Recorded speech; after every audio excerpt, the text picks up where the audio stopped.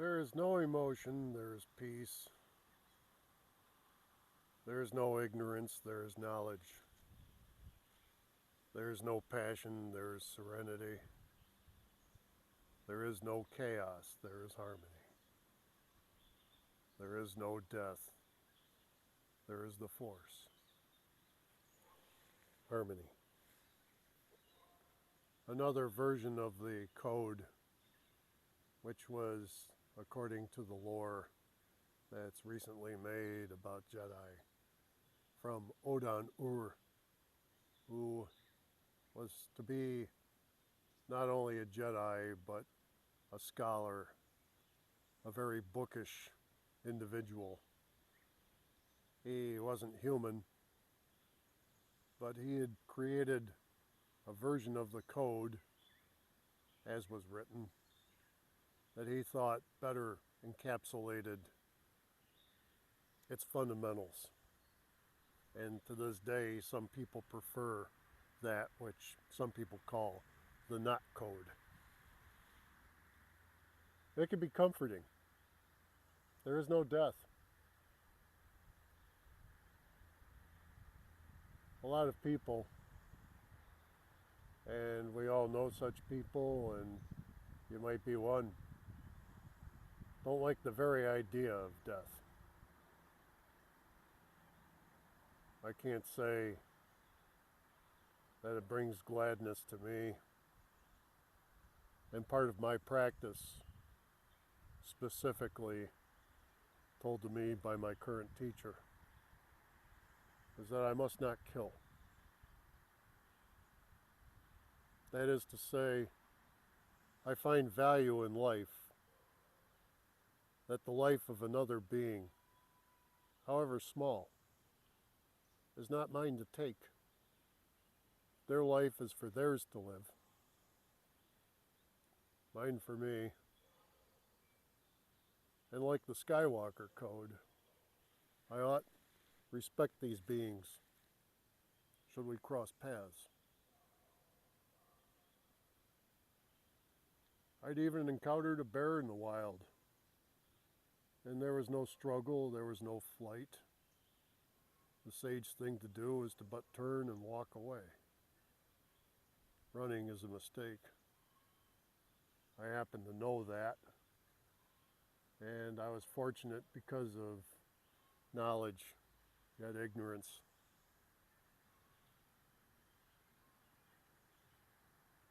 In terms of all of these things, to say we return to the Force,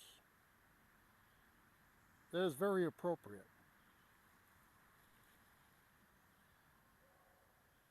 With the body, when it ends, it returns to the ground. We're constituted of things that have grown out of the ground, or from creatures who have eaten things that have grown out of the ground. Whatever circuitous method, we are of the matter of this planet.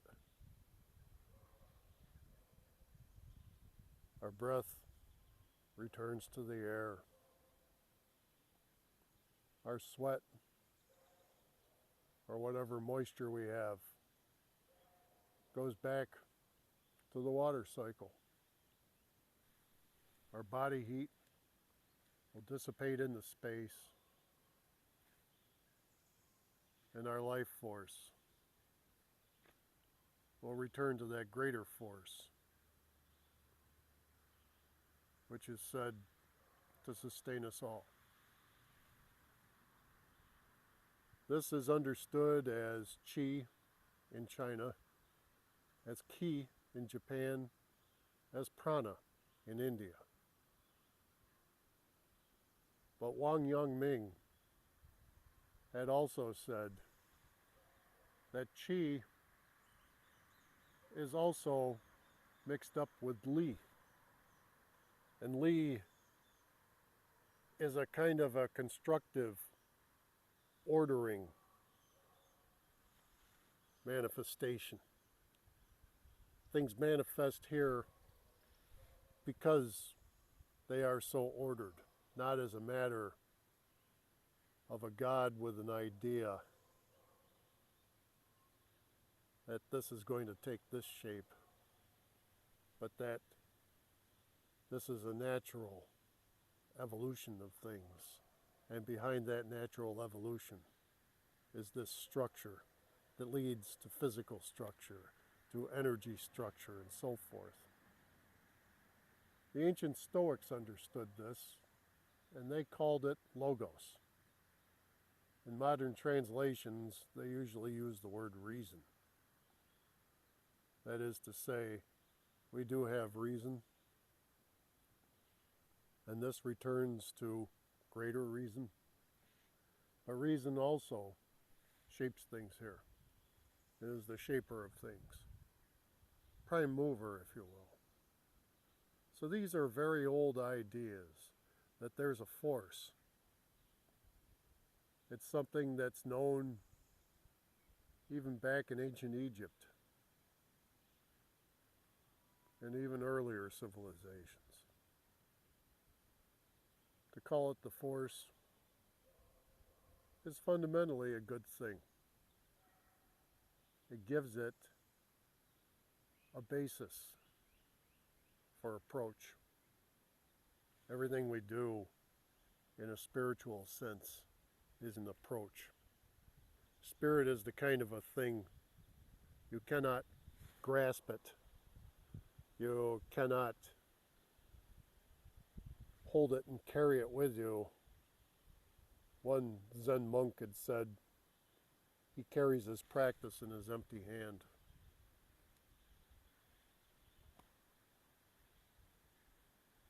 We have approaches to our understanding, and our understanding can fortify our faith. The important thing is, what is our faith? What is it? What does it sustain? And for some, even, what good is it? My faith is in people and beings and myself. I don't have a faith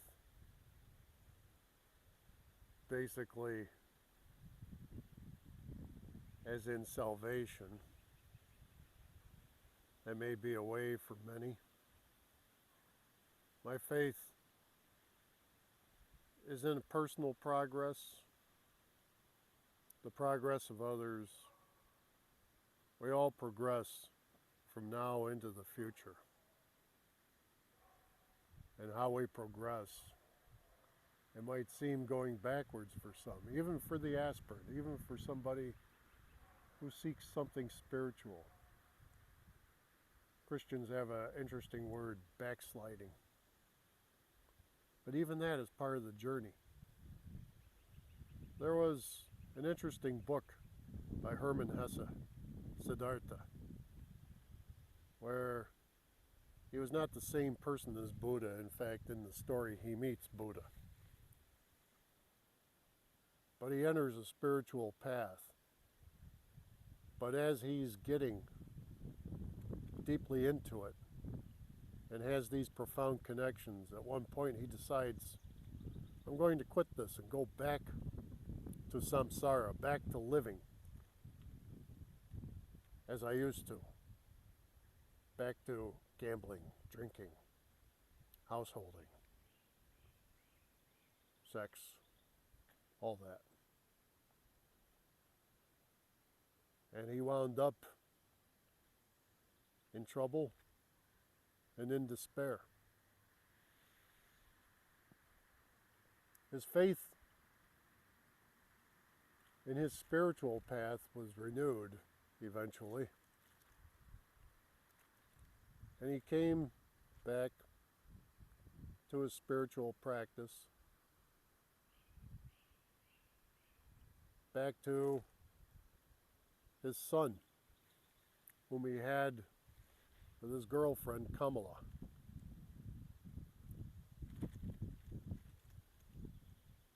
And in its journey, convoluted as it seemed, it's like a journey of a lot of people.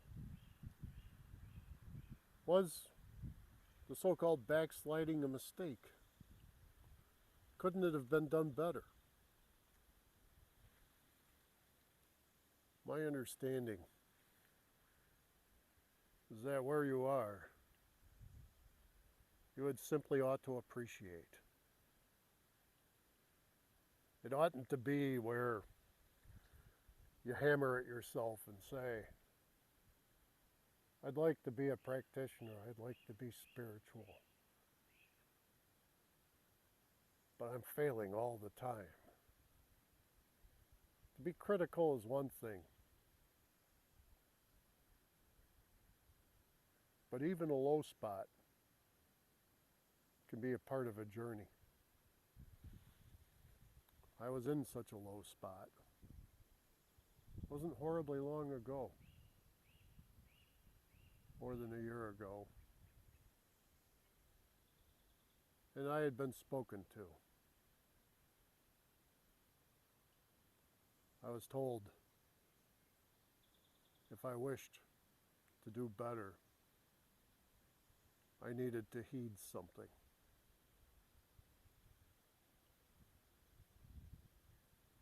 I'm very thankful for this teacher who saved me from bad decisions.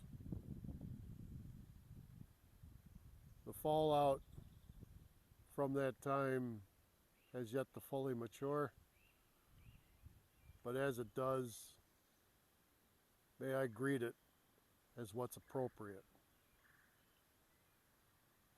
May I have what is good in this very moment. And may I appreciate the fact that I'm alive, can breathe, and can consider what is best.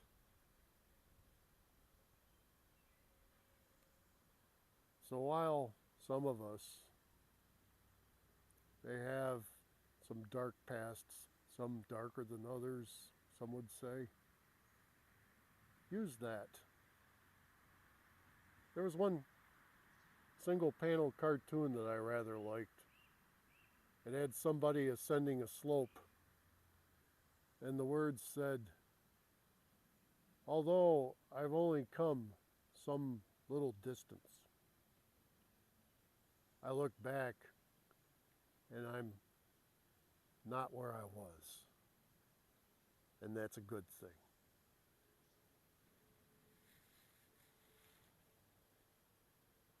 I can agree with that. For myself and some others might find solace in those words. The path is something that we can take until our death.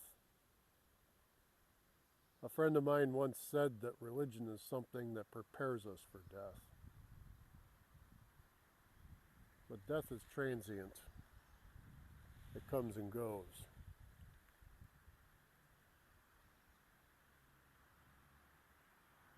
But what happens, I'm reminded of a monk who's asking his master, what happens to the enlightened man and the man of illusion after death? Master says, how should I know? The student says, because Master, you're an enlightened man.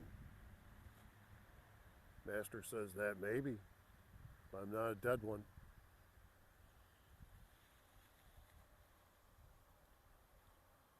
As we live, let us be grateful for life. As we live, let us realize the fitness of things, where we are, and how they come about. As we practice, may we cultivate mindfulness. And as we do these things, let us remember to include our very hearts in what we do. This was Paladin Carl.